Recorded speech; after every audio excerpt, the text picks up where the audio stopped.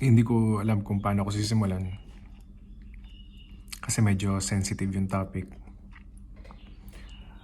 Pwedeng marami akong masagasaan na nasa kapareho ko ng posisyon, pero sa panahon na yun, wala tayo bang maaasahan kundi yung isa't isa.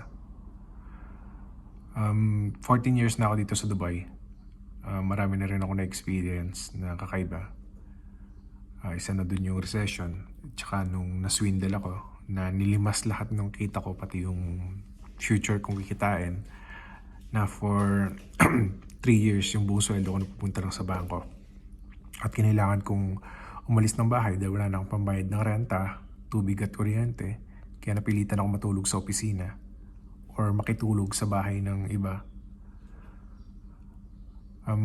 After ko matapos yun, ang unang-una kong ginawa is naghanap ako ng magandang bahay. Kaya ako napatira sa Satwa. 7 years din akong tumira doon. And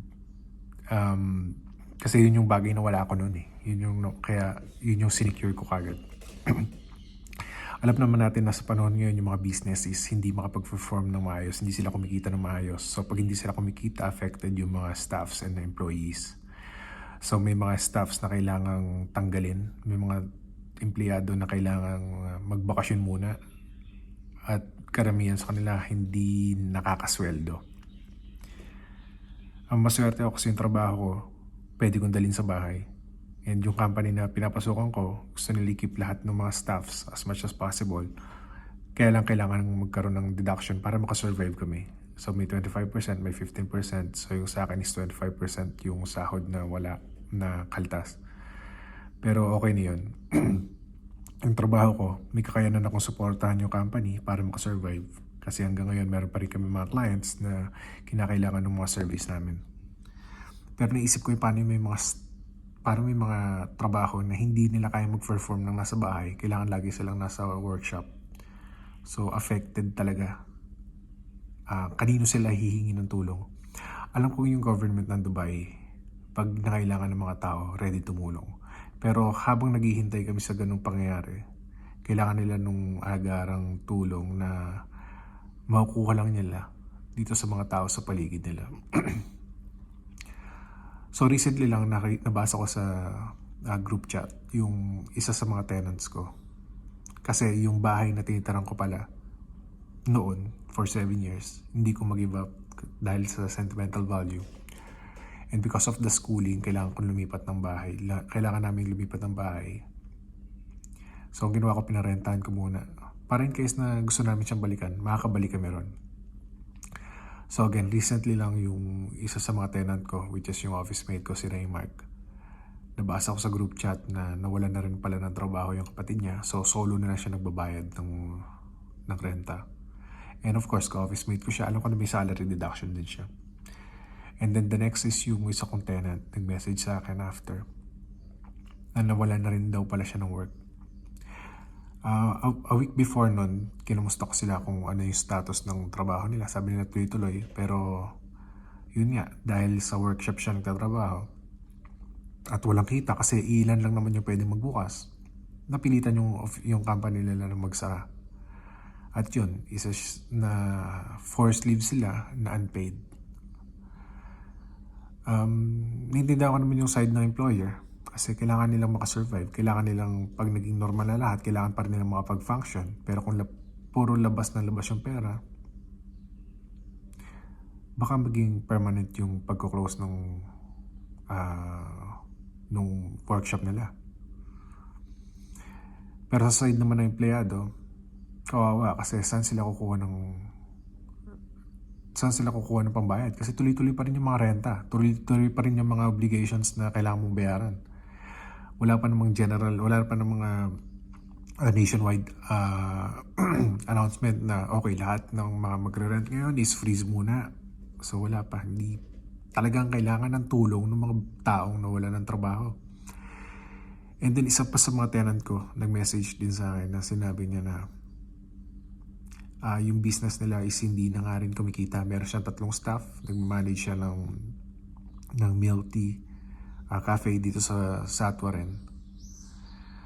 baka daw hindi niya makumpleto yung susunod na bayad kasi hindi na talaga kumikita yung shops. At the same time, meron din umaasa sa kanila sa kanya ng mga 3 empleyado. So, maintindihan ko naman sila kung isasantabi nila yung renta at unahin nila yung pagkain kasi mas importante yung pagkain pero importante rin yung bahay.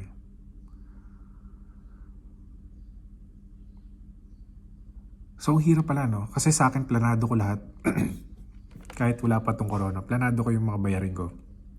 Dapat ganitong buwan, bayad ko na lahat. Dapat ganitong panahon, wala na akong ibang iniisip kundi yung para na lang bukas. Kaya lang hindi pala lahat kaya mong planuhin.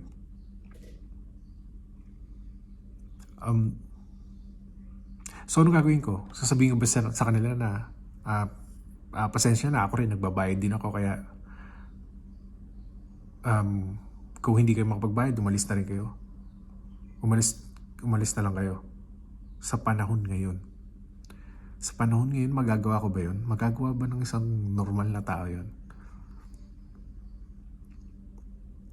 So, ang naisip ko, kailangan nilang makahanap ng tutulong sa kanila. Dun sa 9 ko na tenants, kailangan nila ng tulong. Kasi mahihirapan silang makabangon kung walang tutulong sa kanila. Anong gagawin nila? Hingi sila ng tulong sa Pinas. Nasa ganong sitwasyon din yung Pilipinas.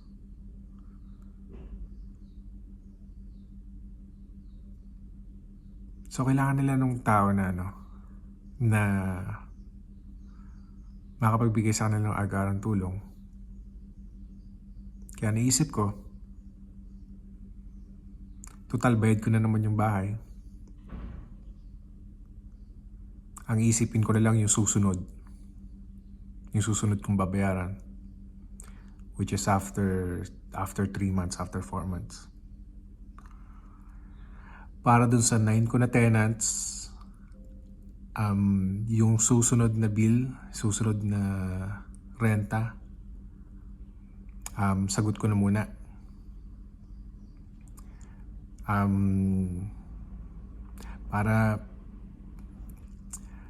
Para mawalan na rin kayo ng alalahanin, para hindi na rin kayo nag-iisip. Kasi ako napagdaanan ko na to noon, so naisip ko, kunyari pinagdadaanan ko na lang ulit. So parang ganun lang, kumbaga, pera lang naman siguro yan. Makakabawi rin naman siguro. Siguro pagdating ng panahon, pag back to normal na, magiging okay na rin siguro yung lahat. At tulungan na lang tayo. Siguro habang isisend ko sa inyo tong video para makarating sa inyo itong magandang balita. Siguro tulungan na lang tayo. Panatiliin yung malinis yung bahay. Magtipid kayo ng kuryente para naman matulungan nyo rin ako kahit papaano. So yun lang yung request ko.